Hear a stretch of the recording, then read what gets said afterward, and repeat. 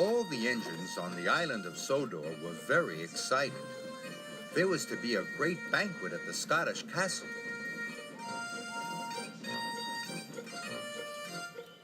Henry loved going to the Scottish castle because on the way he puffed past his favorite tree. The tall pine tree towered above the rest of the forest. Henry always stopped to look at it. Seeing the tall pine tree standing tall and proud made Henry very happy. Henry arrived at the Scottish castle. Sir Topham Hatt was waiting for him. "The castle's flagpole is old and about to break," he said. "Henry, I need you to collect a new flagpole from the docks in time for the banquet." "Yes, sir," puffed Henry. When Henry puffed into the docks, he couldn't see the tall flagpole anywhere. He looked around for something tall. He looked above the coal cars, but there was nothing tall there. He looked at an old ship. It had a tall mast. Then Henry looked up and saw Cranky. Cranky was very tall. But Henry didn't see the flagpole. It was on the flatbed in front of him. It rolled onto the track. "Oops, sorry, matey," called Salty. "I didn't expect to see the flagpole down there," puffed Henry. "It's not tall when you lay it down, matey," said Salty. Henry felt very silly. Soon, Sir Topham Hatt arrived. "This is a disaster," he boomed. "The Scottish castle will not look the same without its flagpole." Henry was very sad. It was all his fault. "Maybe seeing the tall pine tree will cheer me up," Henry huffed. But nothing could make Henry feel better. "I wish I hadn't broken the flagpole," Henry sighed to Toby. "They could make a new flagpole out of that tall tree," Toby puffed.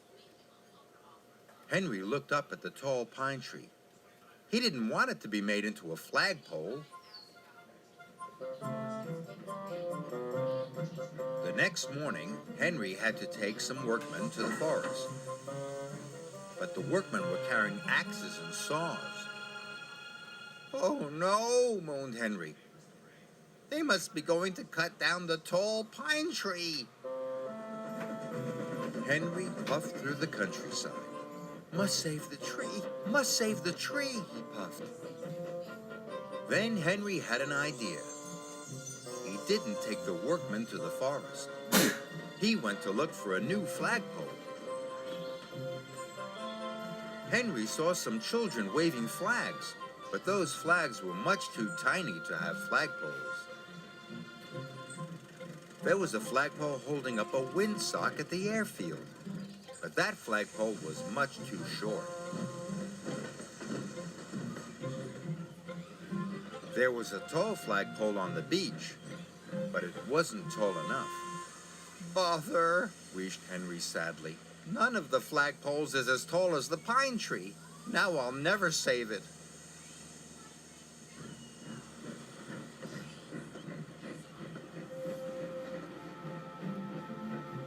That evening, Sir Topham Hatt came to see Henry at the sheds. "Henry, those workmen had a very important job to do. You have caused confusion and delay," Sir Topham Hatt said sternly. "Tomorrow, you will collect coal, and Edward will take the workmen to the forest."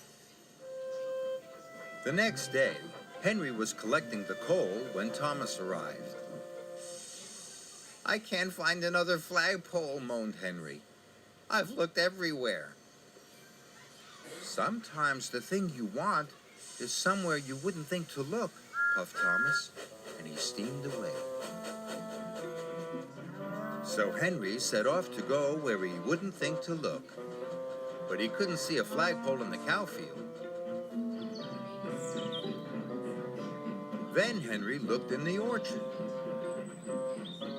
but only Trevor was there. "Hello, Henry." Hello, Trevor.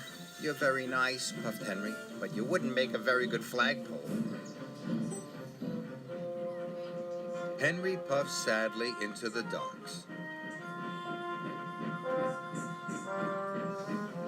Some vacationers were taking pictures of the old ship. Henry looked up at the tall mast. "What about the ship's mast?" asked Henry. "It's to be chopped up and used for firewood, me hearty," said Salty. "But it will be perfect for the castle flagpole," Henry chuffed. "Then you best take it quickly, matey," said Salty. Cranky soon lowered the mast onto the flatbed. And Henry raced off to the forest. He had to get to the tree before they cut it down. When Henry pulled into the forest, the tall pine tree was still there, and so was Sir Topham Hatt. "Please don't cut down the tall pine tree, sir," chuffed Henry. "I think this ship's mast would make a very good flagpole."